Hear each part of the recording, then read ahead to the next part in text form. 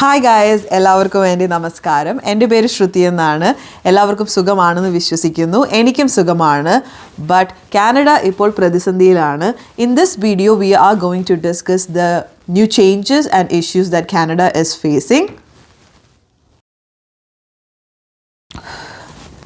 Canadian prime minister ആയ Justin Trudeau ഇപ്പോൾ resign ചെയ്തു. ഇപ്പോഴത്തെ Canadian prime minister Mark Carney ആണ്. I was sure that Mark Carney was going to be the next Prime Minister of Canada because ഇലക്ഷന് മുന്നേ തന്നെ RCMP അതായത് royal Canadian മൗണ്ടി പോലീസിൻ്റെ പ്രൊട്ടക്ഷൻ ഡീറ്റെയിൽ മാർക്ക് കാർണിക്ക് ഓൾറെഡി അവർ add ചെയ്തിട്ടുണ്ടായിരുന്നു. അത് കഴിഞ്ഞിട്ടാണ് മാർക്ക് കാർണിയാണ് ന്യൂ പ്രൈം മിനിസ്റ്റർ എന്ന് അവർ എന്ന് പ്രഖ്യാപിച്ചത്. മാർക്ക് കാർണി നേരത്തെ ബാങ്ക് ഓഫ് കാനഡയുടെ ഗവർണർ ആയിട്ട് വർക്ക് ചെയ്തിട്ടുണ്ട്. അതുപോലെ തന്നെ അദ്ദേഹം ബാങ്ക് ഓഫ് ഇംഗ്ലണ്ടിന് വേണ്ടിയിട്ടും വർക്ക് ചെയ്തിട്ടുണ്ട്. ഇപ്പോൾ കാനഡ കുറേ എക്കണോമിക് ഇഷ്യൂസ് ഫേസ് ചെയ്യുന്നുണ്ട്. അതിൻ്റെ റീസൺ US പ്രസിഡൻ്റായ ഡൊണാൾഡ് ട്രംപ് പ്രഖ്യാപിച്ച ടാരിഫ്സ് തന്നെയാണ്. ഡൊണാൾഡ് ട്രംപ് പല രാജ്യങ്ങളുടെ മേൽ ഈ ടാരിഫ് പ്രഖ്യാപിച്ചിട്ടുണ്ട്. അതിന് ഡൊണാൾഡ് ട്രംപിൻ്റെ റീസൺ എന്ന് പറഞ്ഞിട്ടുണ്ടെങ്കിൽ US തന്നെ പ്രൊഡക്ഷൻസ് മാറ്റാൻ വേണ്ടിയിട്ടാണ്. ഇൻസൈഡ് മേക്ക് ഇൻ USA എന്നുള്ള, നമ്മൾ മേക്ക് ഇൻ ഇന്ത്യ എന്ന് പറയുന്ന പോലെ മേക്ക് ഇൻ USA എന്നുള്ള രീതിയിൽ എല്ലാം മാറാൻ വേണ്ടിയിട്ടാണ് ഡൊണാൾഡ് ട്രംപ് അത് ചെയ്തേക്കുന്നത്. പക്ഷേ അത് കാനഡയുടെ എക്കോണമി തകർക്കാൻ ഉള്ള ചാൻസസ് ഉണ്ട്. അതുകൊണ്ട് തന്നെ കനേഡിയൻസ് ആരും ഇപ്പോൾ US പ്രോഡക്ട്സ് വാങ്ങിക്കുന്നില്ല. മാർക്ക് കാർണി കനേഡിയൻ പ്രൈം മിനിസ്റ്ററായി ജോയിൻ ചെയ്തതിന് ശേഷം ആദ്യം പോയത് UK ഫ്രാൻസിലേക്കുമാണ്. യുണൈറ്റഡ് കിങ്ഡവും ഫ്രാൻസ് എന്ന് പറഞ്ഞിട്ടുണ്ടെങ്കിൽ കാനഡയുടെ വലിയൊരു അലൈസ് ആണ്.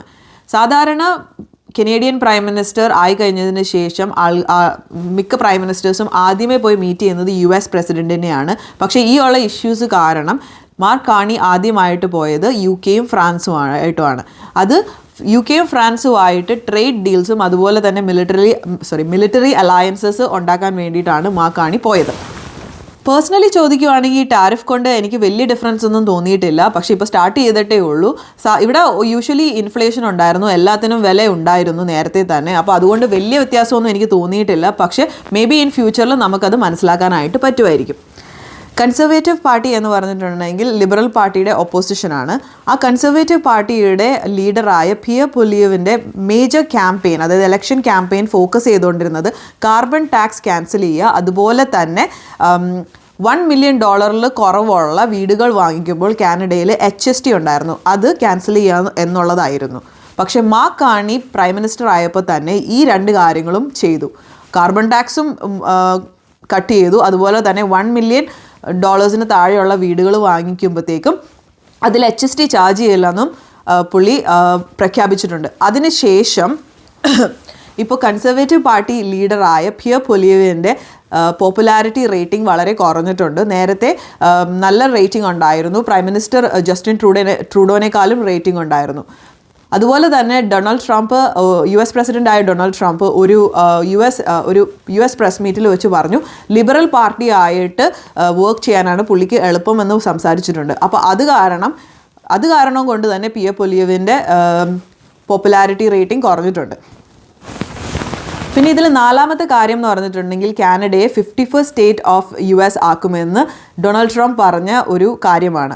ആദ്യമൊന്നും ഞാനിത് വലിയ സീരിയസ്ലി എടുത്തിട്ടില്ല, കാരണം ഡൊണാൾഡ് ട്രംപ് അങ്ങനെ പലതും പറയുമല്ലോ. പക്ഷേ മാർക്ക് കാർണി പ്രൈം മിനിസ്റ്റർ ആയതിനു ശേഷം ആദ്യമേ UKയുടെയും ഫ്രാൻസിൻ്റെയും അടുത്തിട്ട് പോയതും, അതുപോലെ തന്നെ മിലിറ്ററി സ്ട്രോങ് ആക്കാൻ നോക്കുന്നതും, ആർട്ടിക് സർക്കിളിൽ കൂടുതൽ മിലിറ്ററി അപ്പോയിൻറ്റ് ചെയ്യാനുള്ള ഡിസിഷൻ എടുത്തതും, ഇതെല്ലാം ഒരു ചെറിയ what would I say, it's a little concerning to me. അപ്പോൾ അത് കാരണം ഞാനിപ്പോൾ ഇത്തിരി കൺസേൺഡ് ആണ്. ആദ്യമേ തമാശയ്ക്ക് എടുത്തെങ്കിലും ഇപ്പോൾ ചിലപ്പോൾ അതിനുള്ള ചാൻസസ് ഉണ്ടാകും എന്നുള്ളൊരു ഫീലിംഗ് എനിക്ക് തോന്നി തുടങ്ങിയിട്ടുണ്ട്. അതുകൊണ്ട് നമ്മൾ ഡൊണാൾഡ് ട്രംപിൻ്റെ എല്ലാ മൂവും ശ്രദ്ധിക്കണം എന്നാണ് ഞാൻ വിശ്വസിക്കുന്നത്. പിന്നെ അഞ്ചാമത്തെ കാര്യം എന്ന് പറഞ്ഞിട്ടുണ്ടെങ്കിൽ ഇമിഗ്രേഷൻ മിനിസ്റ്റർ ആയിരുന്ന മാർക്ക് മില്ലറിനെ മാറ്റി റേച്ചൽ ബെൻഡായനെ അപ്പോയിൻറ്റ് ചെയ്തിട്ടുണ്ട്. അതുകൊണ്ട് ഇനി കാനഡയിലോട്ടുള്ള ഇമിഗ്രേഷൻ പോളിസീസും ചേഞ്ചസ് വരാനുള്ള ചാൻസസ് ഉണ്ട്. പക്ഷേ ഇതുവരെയായിട്ടും വലിയ ചേഞ്ചസ് ഒന്നും അവർ പ്രഖ്യാപിച്ചിട്ടില്ല. പക്ഷേ ഇനി വരും ദിവസങ്ങളിൽ ചിലപ്പോൾ ചേഞ്ചസ് ഉണ്ടാവാനുള്ള ചാൻസസ് ഉണ്ട്. പിന്നെ ആറാമത്തെ ഒരു അപ്ഡേറ്റ് എന്ന് പറഞ്ഞിട്ടുണ്ടെങ്കിൽ കാനഡയിൽ അടുത്ത് തന്നെ ഒരു ഇലക്ഷൻ ഉണ്ടാവാനുള്ള ചാൻസസ് ഉണ്ട്. മാർക്ക് കാർണിയുടെ ലിബറൽ ഗവൺമെൻറ് അത് പതുക്കെ ഹിൻഡ് ചെയ്യുന്നുണ്ട്. ശരിക്കും പറഞ്ഞു കഴിഞ്ഞിട്ടുണ്ടെങ്കിൽ നവംബറിലാണ് അടുത്ത ഇലക്ഷൻ ഉണ്ടാവേണ്ടത്. പക്ഷേ നേരത്തെ ഒരു ഇലക്ഷൻ ഉണ്ടാവാനുള്ള ചാൻസസ് ഉണ്ട്. അതുകൊണ്ട് കനേഡിയൻസ് ഏപ്രിലിൽ പോയി വോട്ട് ചെയ്യാനായിട്ട് റെഡിയായിട്ട് നിൽക്കുവാണ്. എനിക്കിപ്പോൾ പേഴ്സണലി ഫീൽ ചെയ്യുന്നത് പറഞ്ഞിട്ടുണ്ടെങ്കിൽ കാനഡ എന്ന് പറഞ്ഞിട്ടുണ്ടെങ്കിൽ മറ്റേ കയ്യാലപ്പുറത്ത് വെച്ചേക്കുന്ന തേങ്ങ പോലെയാണ്, എങ്ങോട്ട് വേണമെങ്കിലും വീഴാം എന്നുള്ളൊരവസ്ഥയാണ്. ആസ് എ കനേഡിയൻ എൻ്റെ ആഗ്രഹം എന്ന് പറഞ്ഞിട്ടുണ്ടെങ്കിൽ കാനഡ ഒരു സെൽഫ് സഫിഷ്യൻറ്റ് അല്ലെങ്കിൽ ഒരു സെൽഫ് റിലയൻറ്റ് ആയിട്ടുള്ള ഒരു കൺട്രി ആയി മാറണം എന്നുള്ളതാണ്. കാരണം US-നെ വിശ്വസിച്ചിട്ട് ഒരു കാര്യവും ഇല്ലെന്നുള്ളത് ഈ ഒരു 2-3 മാസത്തിനുള്ളിൽ മനസ്സിലായി. Please comment your opinions about this topic in my comment section. നിങ്ങളുടെ വിലയേറിയ അഭിപ്രായങ്ങൾ അറിയാനായിട്ട് എനിക്ക് ആഗ്രഹമുണ്ട്. അതുപോലെ തന്നെ ഈ വീഡിയോ ഇത്രയും നേരം കണ്ട് എന്നെ സപ്പോർട്ട് ചെയ്ത എല്ലാവർക്കും നന്ദി. അതുപോലെ തന്നെ എനിക്ക് പറയാനുള്ളത്, ഈ വീഡിയോ നിങ്ങൾക്ക് ഇഷ്ടപ്പെടുവാണെങ്കിൽ ലൈക്ക്, സബ്സ്ക്രൈബ് ആൻഡ് ഷെയർ ചെയ്ത് എന്നെ സപ്പോർട്ട് ചെയ്യുക. എല്ലാവർക്കും ഒരു നല്ല ദിവസം ആശംസിക്കുന്നു. ചാവ്.